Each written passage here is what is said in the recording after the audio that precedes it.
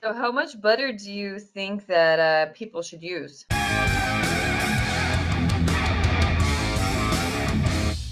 It's going to depend on their goal. There are an infinite amount of goals that people can have, but at the end of the day, people either want to look better, they want to feel better, or they want to perform better. If somebody is looking to look better, then what do they want to do? They either want to build muscle or they want to burn fat. If they want to build muscle, the most important thing is that they need to get in an adequate amount of protein, because if you want to build muscle, you need your rate of muscle protein synthesis to exceed your rate of muscle protein breakdown. And whether they are trying to gain weight and build muscle, maintain their weight, or lose weight, that's going to dictate exactly what they should be doing. But regardless, you want to make sure that you're getting in your minimum protein requirements. And with regards to your protein requirements, it's going to come in a range anywhere from about 0.8 to 1.5 grams per pound of body weight, depending on whether you are trying to lose or gain weight while building muscle. Generally, if you are trying to gain weight, then you need to be in a caloric surplus. And when you're in a surplus, you're naturally going to be in a more anabolic state. So your protein requirements are going to be a little bit less. You could get closer to that 0.8 grams. And then if you are trying to lose weight, you need to be in a caloric deficit. So the bigger the deficit, the more protein you're going to require, and you're going to want to get closer to that 1.5 grams per pound of body weight. So once you get in your minimum protein requirements needed in order to build muscle, then however the rest of your macros break down, it's really up to you. You could fill all of the remaining calories with butter. You could add in more protein if you want. You could add in a little bit of less fat. But the most important thing is that you get in your minimum protein. Once you get in your minimum protein, then you can make up the rest of the calories with the butter. If your goal is to lose fat, people don't like to hear this, but at the end of the day, you need to be in an energy deficit. That's a calorie deficit. So at the very minimum, you want to get in your minimum protein requirements just so that your body can function optimally. You need your protein just to repair your tissues, to do things like detoxification and help with brain function. So once you get in your bare minimum protein requirements, then if all you're trying to do is lose fat, then yeah, you could add in whatever the amount of calories worth of butter is that allows you to still lose fat. If you can get away with eating a stick of butter and still lose fat, then great, add it if that's what you enjoy doing. But if adding in a stick of butter means that it's going to put you over your requirements and you're going to gain weight, then you're going to have to decrease the amount of fat that you're consuming. Then, with regard to the second goal, if it is your goal to feel better, with regard to feeling better, there are four groups of essential nutrients that we need. We need essential fatty acids, essential amino acids, vitamins, and minerals. So the one thing that I always recommend people do is keep a food journal if they are trying to feel better. And then before they eat their meal, how exactly are they feeling? Immediately after they finish their meal, how are they feeling? And then 2 hours after they finish their meal, how are they feeling? And you want to kind of just keep track and see what exactly makes you feel your best. So let's say you want to increase your energy. Well, bare minimum, you want to make sure you're getting in your minimum amount of essential amino acids, vitamins, minerals, and then once you've gotten all of those minimums in, then you can make up the rest with butter. And then you could, with regard to your food journal, let's say you're eating half a stick of butter. Write down before you ate the meal, how did you feel? Immediately after, how did you feel? And then 2 hours after.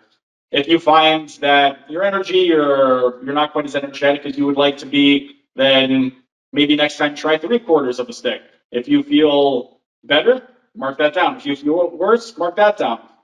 And then you could try experimenting. So if half a stick you felt okay, 3/4 you felt a little bit better, you could try maybe a quarter, or maybe you could try going to a full stick, and then just keep track of all those different metrics and see exactly how you feel. Same thing with something like joint pain. If you want to decrease your joint pain, one of the most important things is going to be staying hydrated. And one recommendation that I always make is half your body weight in ounces. So if you're a 200-pound individual, make sure you're consuming 100 ounces of clean drinking water every single day, and then that will be your starting point. You can veer off from that a little bit depending on activity level, your geography. So if you're outside and you're sweating and it's humid all the time, you won't need you're going to need a little bit more. If you live somewhere where it's always cold, you're always indoors and it's very dry, you're not going to sweat as much, so you won't need as much.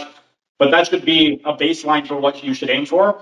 And then once you've got all of that in, same thing. Make sure you're getting in at least your bare minimum essential amino acids, vitamins, and minerals.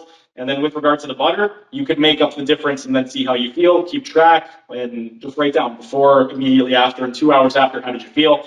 Same thing with digestion. With digestion, you want to make sure that you're getting in your minimums of everything. And with digestion, fewer meals is going to be better. So because you're doing fewer meals, if you have digestive issues, then it's going to be easier to get in a little bit more in one sitting. If you're consuming 3, 4 meals, then you're not going to be able to get in a stick of butter every single meal. Otherwise, you're going to end up ballooning to over 500 pounds in no time. But if you are somebody where you're only consuming 1 or 2 meals, then you'll be able to have more in that one sitting.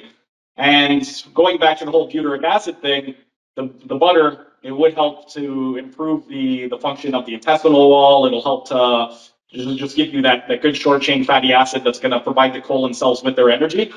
And then one of the other things with regards to digestion is if you do have something like ulcerative colitis, irritable bowel syndrome, Crohn, celiac, anything like that, SIBO, the reason that it's going to be better to do fewer meals as opposed to more meals is because we have something called migrating motor complex, which is, you can think of it as your body's internal janitorial system, and it cleans you out after you finish a meal. Depending on the size of the meal, it's going to take anywhere from 90 minutes to 4 hours to complete its task. And if you end up putting food in your body before that has the chance to finish its task, it stops and then it has to start over again.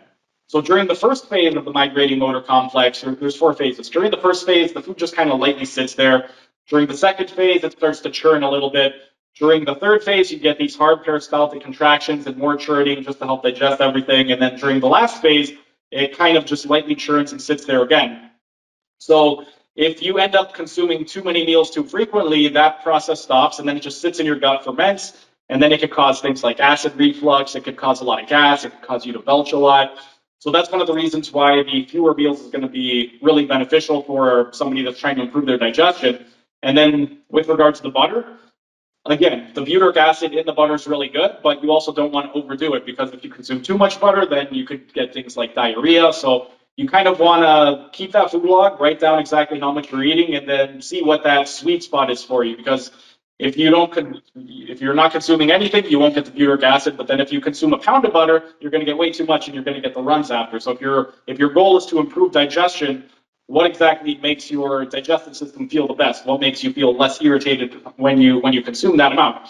And then for general health, I recommend anywhere from 50 to 80% of calories coming from fat. And the lighter you are and the leaner you are, you could get away with a higher end of that range, something like 80%. For people that are trying to lose weight, it's going to be better to get closer to that 50% mark. So with regard to how much butter should people consume, well, if you are light and lean, you could get away with more. If you are very, very heavy and trying to lose fat, then you want to get a little bit less. You don't have to completely cut it out, but it shouldn't be making up more than 50, 60% of the calories coming from your diet. Anything more than that is going to be counterproductive to the goal of losing fat. For me, if I'm not trying to lose fat, then yeah, I could consume an entire stick a day because that's not my goal. But if I want to lose fat, there's no way that I can consume an entire stick of butter every single day and still allow myself to function optimally. Plus, because of my ulcerative colitis, if I were to consume that much in one sitting, I would probably get the runs right afterwards. So it wouldn't be a great idea for me to consume that much in one sitting. And then the last goal is to perform better. I won't spend too much time on this one because most people are either going to be concerned with looking better or feeling better. Most of the people in the Facebook groups probably aren't concerned with performance. But if you are trying to perform better, there are 8 biomotor abilities required for all athletic sports, and those are speed, strength, power, endurance, flexibility, agility, coordination, and balance. So I would still recommend doing the food log, but I would also recommend a performance log on top of that as well. Whichever metrics are most important to you in your sport, keep track of those and then see based off of how much butter you are consuming, what makes you perform your best. So let's say your goal is speed. Keep track of your speed metrics. If you are a sprinter, if you are a baseball player or a football player, speed's going to be really, really important. So do you find that consuming X amount of butter makes you faster? Does it make you more lethargic? Write that down in your book. If you find that you're faster when you consume a half a stick versus a stick, then keep eating half a stick. If you find that consuming even less than that makes you faster, then great. Same thing with all of the other biomotor abilities, like flexibility. If you are a gymnast, you need good flexibility. Do you find that if you don't consume enough, maybe your joints are a little bit more stiff, and if you increase the quantity a little bit, maybe they're a little bit more lubricated, you feel a little bit better. So just keep track of the metrics that are important to you, and then based off of whatever is most important to you and what is working the best, that's going to be what you're going to want to go by.